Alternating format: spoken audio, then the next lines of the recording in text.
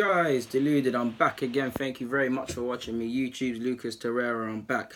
Now, Danny Welbeck. Now, with Arsenal fans, you talk about him in extremes, and I must admit, he even pulls me in extremes. Because on one hand, he's never going to be prolific, and you kind of, the positive side, you kind of know he's never going to be prolific, know he's going to miss silly chances against Atletico when he lost the ball too. You know he's going to be like a duck out of water, and it is going to be quite hard to watch him in front of goal at times. But you're willing to somewhat give up that to have him in the squad because, I mean, in a 4-3-3 with two good players that are offensively good, and Welbs, he gives you a lot defensively. He gives you a lot when you want to press high up the field, which Unai Emery might like. He's very good at pressing. He's very strong. 9 times out of 10, he'll put in his defensive shift. And you need people that work hard for the team. So you will take that. So with Welbs not being exactly the most pretty on the eye and things like that, and he's never going to be prolific. I know Wenger said this whole gimmick of he's coming into his own and in these stages. He's never been prolific in his career, and I don't think he'll ever will be. So if you're prepared to give that up for a hard worker in your side, you're cool. Or if there's some people that quite frankly couldn't care for that and just accept that he's arguably there's a genuine case for just through the middle, purely up front. Is he even top 10 strikers in the Premier League? No disrespect to any Wells, because I like you. But I have to keep it honest, and that's my honest opinion. I'm not sure if you're actually a top 10 striker in the Premier League, because if I sit here and say Kane off the top of my head, Aubameyang, Lacazette, Lukaku on the basis of the goals he scored, you'd probably... I don't know if I've said Harry Kane. Vardy's clearly better than him up front. Like, it's close, people. Like, you see what I'm saying? It's quite close. It's quite close. Like, it's quite close. So, yeah. So I'm torn between two minds of if we were to sell him to Newcastle, to be honest with you, which he's been linked. Because, like I said, you either see what's good or what's bad. He can be used in the squad. What would make me want to sell him is because, yeah, I would love him to go and start hitting 20 goals minimum consistently. And maybe he could do that at another club. I don't think it happens at Arsenal. His contract's going to be up in a minute. If you're being honest, the last couple of years, does he really deserve a contract renewal? No, because he's not.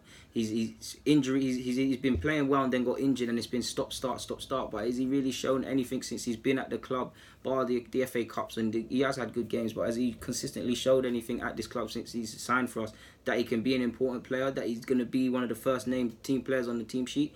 No. Could you do without him in your matchday squad at any capacity? Yes, on the basis that Unai Emery is coming and everyone's going to be hard-working and things. I'm not saying Welbs will be thrown away, but what I mean by that is if everybody's hard-working, your one benefit that you had, Welbs, doesn't stand out. For me, the prolific one, when you're looking at your side and you're saying who is going to score goals, if I'm Arsenal, you're looking at Aubameyang, you're looking at Lacazette, obviously, Mkhitaryan, Meza, Ozil, Aaron Ramsey. I don't feel they score enough, but you're looking at them sort of players collectively to chip in with a couple goals. Obviously, there's other goal scorers here and there.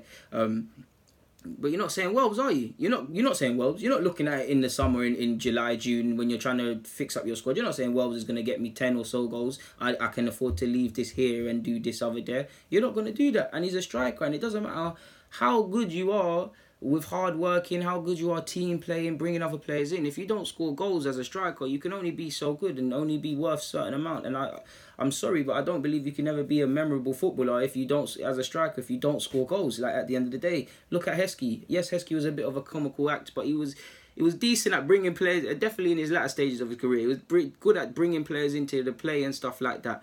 Will he be remembered? No, because he wasn't necessarily prolific. So it's not going to happen. He's had a good time at Arsenal. He's won the FA Cup here. He's won Premier League at United. He's had a good career. He went to the World Cup with England. He's scored for his country. He's had career highs.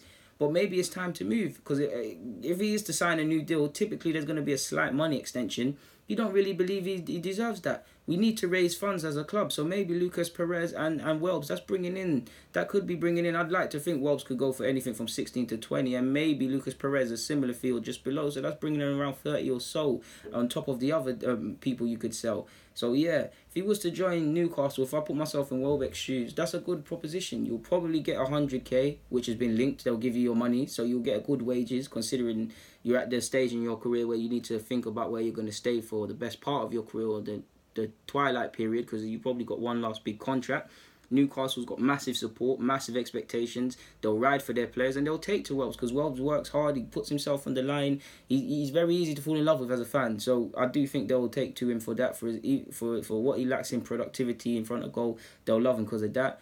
Big fans, like I said. Big club, like I said. Always rocking, always going hard home and away, Newcastle fans.